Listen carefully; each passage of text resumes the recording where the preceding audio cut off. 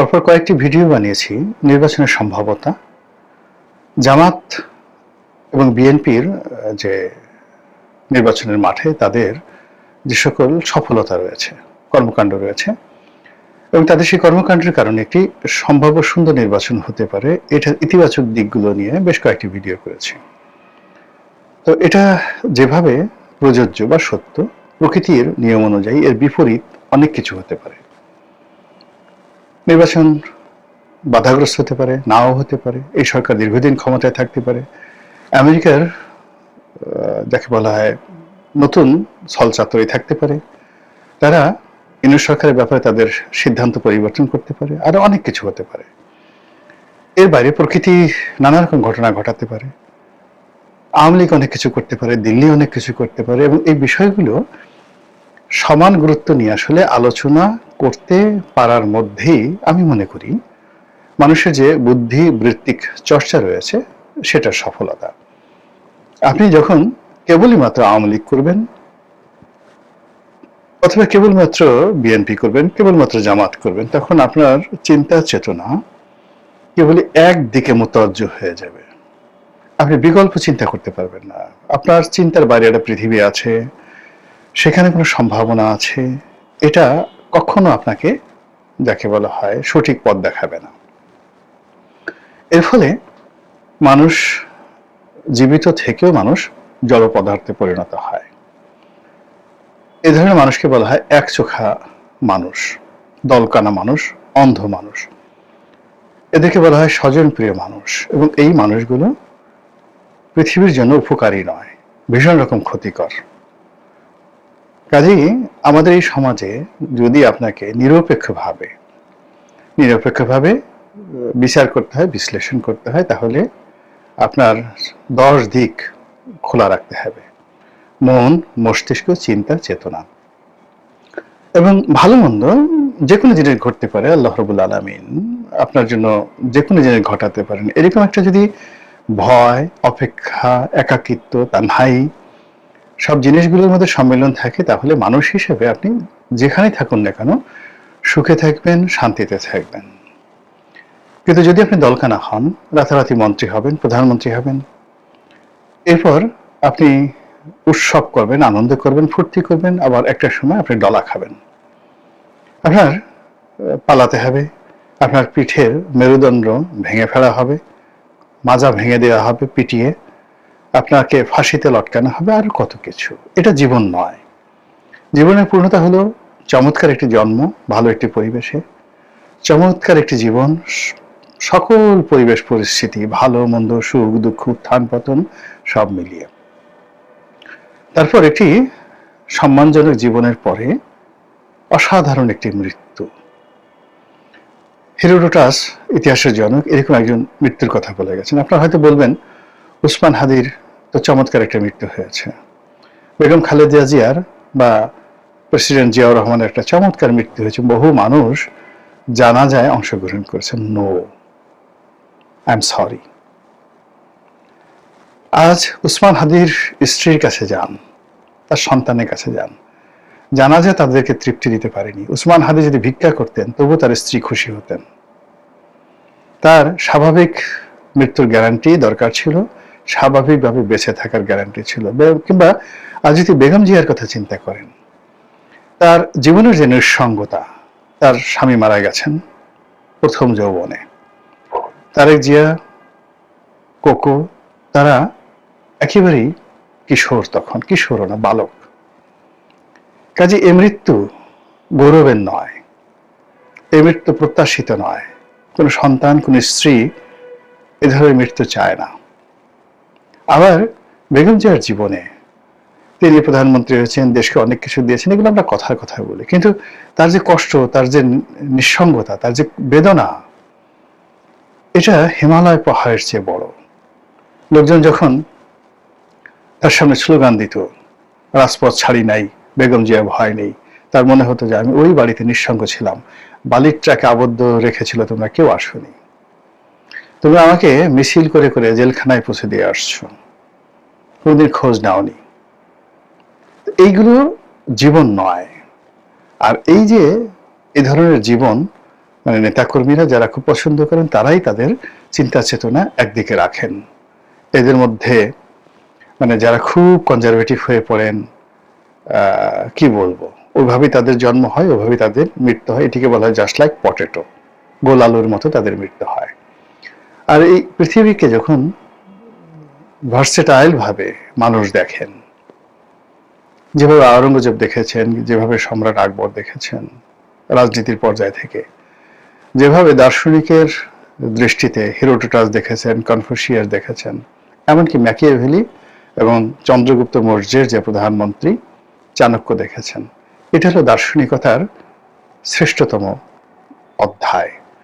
কিন্তু গণভবনের সাংবাদিকতা, দালালি, যমুনার দালালি, এখন তারেক রহমান সাহেবের যে অফিসকে কেন্দ্র করে সাংবাদিকদের যে দালালি, রাজনৈতিক নেতাকর্মীদের যে দালালি, জামাতকে কেন্দ্র করে দালালি, শেখ হাসিনা কেন্দ্র করে দিল্লিতে দালালি, এখানে বিভিন্ন রকম যাকে বলে আবর্জনা তৈরি হওয়া, হারপিকের মতো আবর্জনা তৈরি হওয়া, এখানে ইল্লু পিঙ্কুদের মতো আবর্জনা তৈরি হয়, যাদেরকে বলা হয় দাজ্জাল, এক চোখা মানুষ। দাজ্জালের একটা চোখ থাকবে, সে তার স্বার্থ ছাড়া অন্য কোনো কিছু দেখবে না। তো ওই জায়গা থেকে আমি আল্লাহর কাছে সবসময় পানাহা চাই, কোনো স্বার্থ, কোনো লোভ এবং কোনো লালসা যেন আমাকে অন্ধ না করে।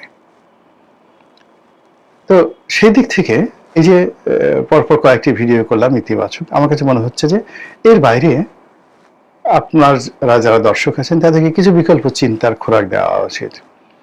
ধরুন এখন ডক্টর মোহাম্মদ ইউনূস সরকারের সাথে মার্কিন যুক্তরাষ্ট্রের একটা সম্পর্ক আছে, যে যাই বলেন না কেন সম্পর্ক আছে। মার্কিন deep state policy, American lobby, Clinton foundation, Joe Biden সরকার, জর্জ সরোস, সোটন গ্যাং, এই জিনিসগুলোকে আমরা শুনিনি। এরপরে তার সঙ্গে সঙ্গে ম্যাটিকুলাস প্ল্যান, কিংস পার্টি, তারপরে এনসিপি, তাদের মধ্যে আবার জামাতের বন্ধন, ডোনাল্ড লু, পিটার হাস, তেল ব্যবসা, কত কিছু হচ্ছে। ফলে নির্বাচনের মতো চলছে, কিন্তু এই যে কাহিনীগুলো বললাম, যে ঘটনাগুলো বললাম, তাদের একটারও তো কবর রচনা হয়নি, শেষ হয়নি। ফলে ওইগুলো ঘটতে পারে যে কোনো সময়, এনি টাইম। আর সেটা যদি ঘটে তাহলে সেটাকে নিয়ে আমরা একটা ফ্যান্টাসি তৈরি করতে পারি। ডক্টর মোহাম্মদ ইউনূস যখন নোবেল পুরস্কার পেলেন আমরা খুব খুশি হয়েছিলাম। আমি তো মানে আমার মনে আছে পুরো দেশ জাতি ঝাঁপিয়ে পড়েছিল, ও মাই গড। আমরা তো তখন আসলে এই নোবেল শান্তি পুরস্কারের যে নেতিবাচক যে দিকগুলো, ওগুলো বাঙালিরা জানতো না।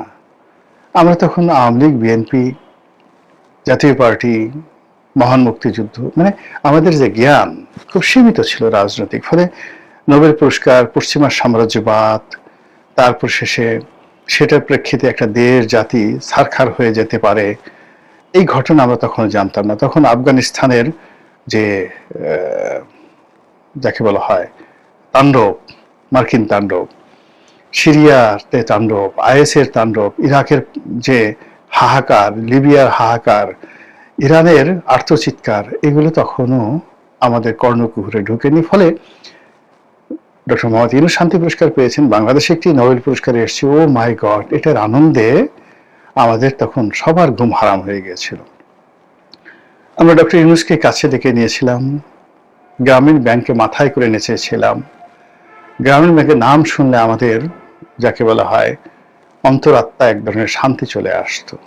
কিন্তু আজকের এই দিনে কি সেটা আছে? আপনি কি নোবেল পুরস্কার নিয়ে খুব বেশি আনন্দিত? ডক্টর মোহাম্মদ ইউনূস কিংবা যারা এই নোবেল পুরস্কার দেয়, নোবেল কমিটি, তাদের ব্যাপারে কি আপনার সেই সম্মান মর্যাদা আছে? অবশ্যই নেই। দ্বিতীয় যে বিষয়টি সেটি হলো, যদি আমরা ধরে নেই যে নোবেল শান্তি পুরস্কারটি যেভাবে এবছর মাসাদোকে দেওয়া হয়েছে, যে কারণে এবছর ডোনাল্ড ট্রাম্পকে দেওয়া হয়নি এবং যে কারণে ডোনাল্ড ট্রাম্প রাগ হয়েছেন, সেই একই কারণে আগামী দিনে তো বাংলাদেশে বেশ কয়েকটি নোবেল পুরস্কার আসতে পারে। যেমন ধরেন আমাদের একজন ফটোশিল্পী আছেন, ক্যামেরা দিয়ে ছবি তুলেন, ক্যামেরাম্যান শহীদুল আলম। এখন আমি বুঝি না, আমার কাছে বুঝি না যে টাইম ম্যাগাজিন, নিউজ উইক, আমেরিকার লবিস্ট, পশ্চিমা যে যেটাকে বলা হয় অ্যাংলো স্যাক্সন যে ডাইনেস্টি, সেই তাদের যে প্রতিভূগুলো রয়েছে, তারা এই আমাদের বাংলাদেশের শহীদুল আলম, উনাকে নিয়ে তাদের এত মানে কি বলে আনন্দ কেন?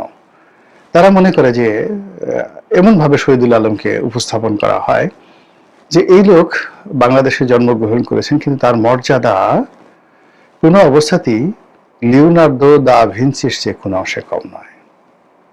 তার মর্যাদা কোনো অংশেই মাইকেল অ্যাঞ্জেলো, একজন বিখ্যাত স্থপতি, স্ক্রাপচার বলা হয় এদেরকে, যে ডেভিড বিখ্যাত মূর্তি তিনি তৈরি করেছেন, মাইকেল অ্যাঞ্জেলো রেনেসার যুগে।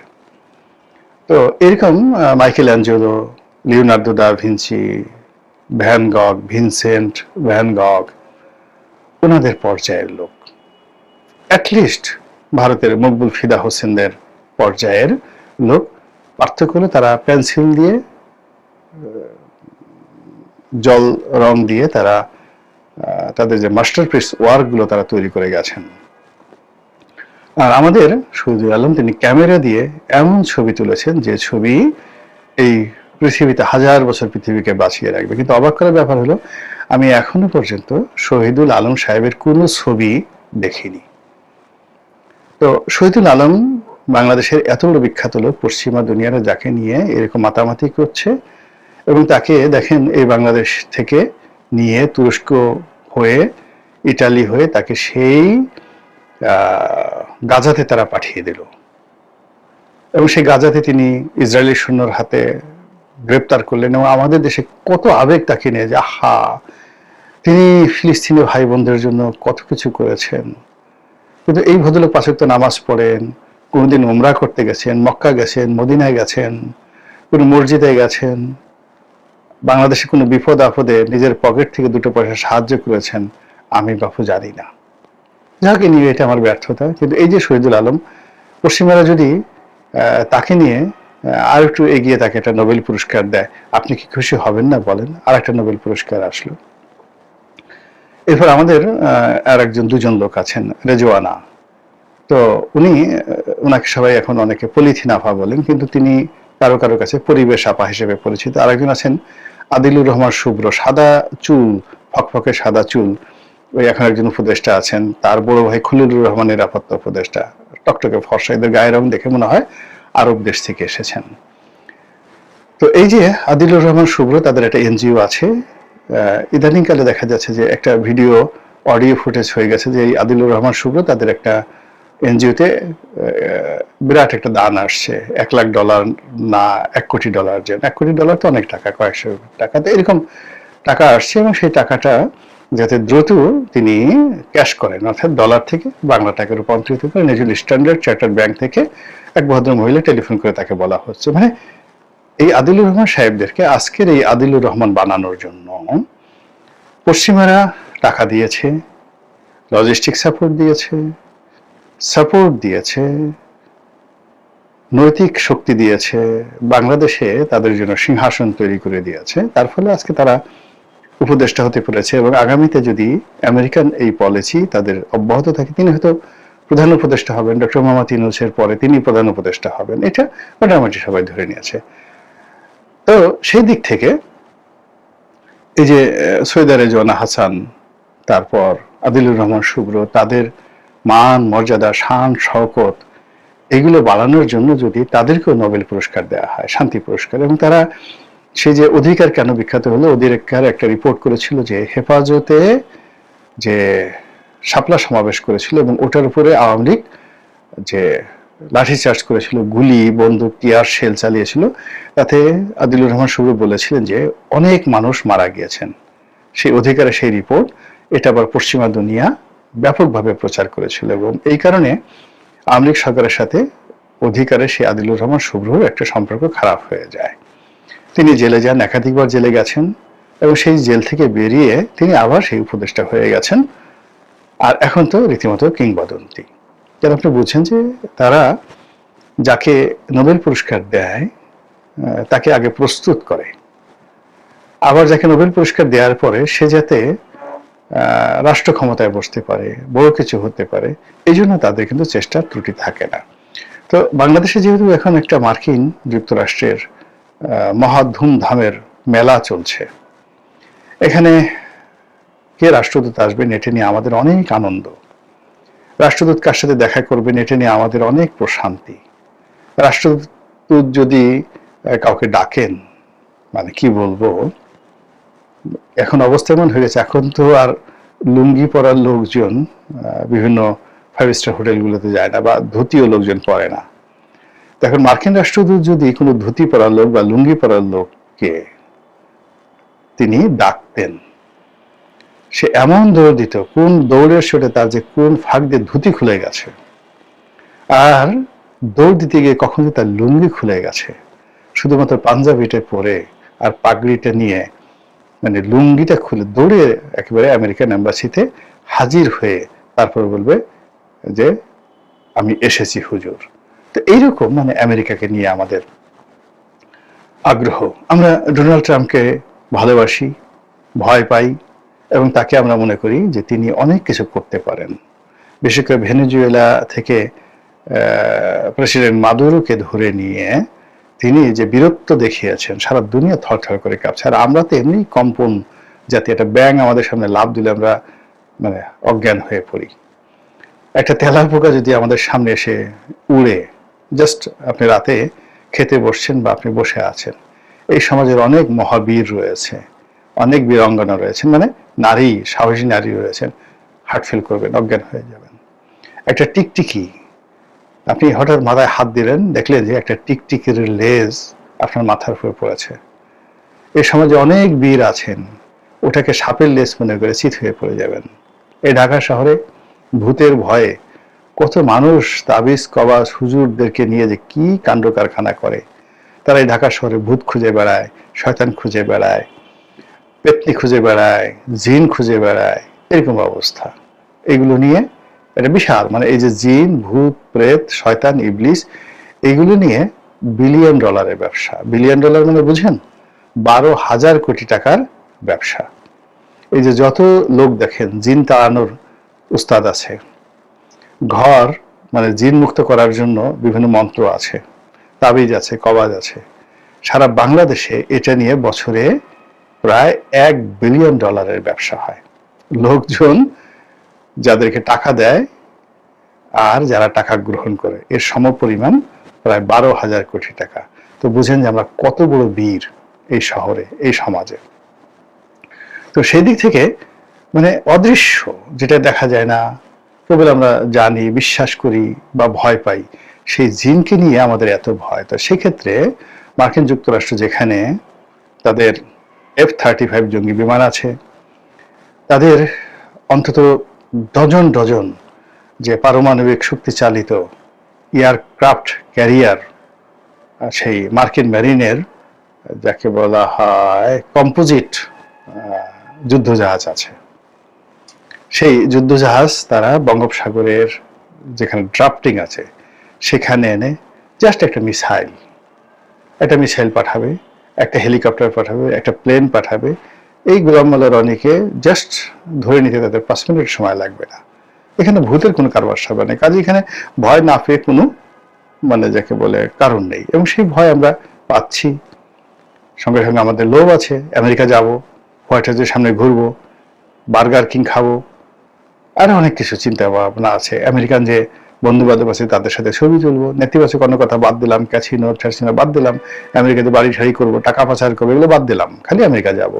এই আমেরিকা নেওয়া হবে, একটা চিঠি দেওয়া হলো দূতাবাস থেকে, টিকিট সহ। এখানে অনেক লোক পাবেন যে লুঙ্গি খুলে দৌড় দিয়েছে। তো এরকম একটা অবস্থা যেখানে চলে বাংলাদেশে, তার মধ্যে যদি আবার এরকম 3-4টে আরো নোবেল চলে আসে, নোবেল পুরস্কার আসে, কি অবস্থা চিন্তা করেন। সবাই বলবে আহলান শাহলান ওয়া ডোনাল্ড ট্রাম্প ভাইজান, আহলান শাহলান ওয়া আমেরিকা, আহলান শাহলান ওয়া আরো কি যারা যারা আছে তাদের নাম ঠাম বলে সব দেখবেন নতুন নতুন ডিজে ওয়াজ শুরু হয়ে গেছে। কত রকম মানে ফতোয়া, ট্রাম্পকে এটা করলে, আমেরিকাকে এটা করলে মানে আমাদের এই হবে, এই হবে, এই হবে, স্বর্গ লাভ হবে, ইত্যাদি ইত্যাদি নানা রকম। এই যে হুজুগে জাতি, মানে যখন যেদিকে বাতাস সেদিকে তারা ছুটতে থাকে, আর পেছনে পেছনে যে বাতাসে তারা ছুটছে, কিন্তু তাদের পেছনে যে আজরাইল ছুটছে, গোখরা সাপ ছুটছে, তারা যে আলোর দিকে ছুটছে, পঙ্গপালের মতো আলোর দিকে ছুটছে, পিছনে যে অন্ধকার তাদেরকে গ্রাস করার জন্য ধেয়ে আসছে, এই চিন্তা করে না। যদি এই চিন্তা আমরা করতে পারতাম, তুলনামূলকভাবে আমাদের বিজয়টা সুসংহত হতো। দীর্ঘমেয়াদে আমরা একটি সুসভ্য জাতি হিসেবে নিজেদেরকে প্রতিষ্ঠিত করতে পারতাম। মহান আল্লাহ আমাদের সবাইকে হেদায়েত এবং হেফাজত করুন। আসসালামু আলাইকুম রহমতুল্লাহি ওয়া বারাকাতুহু।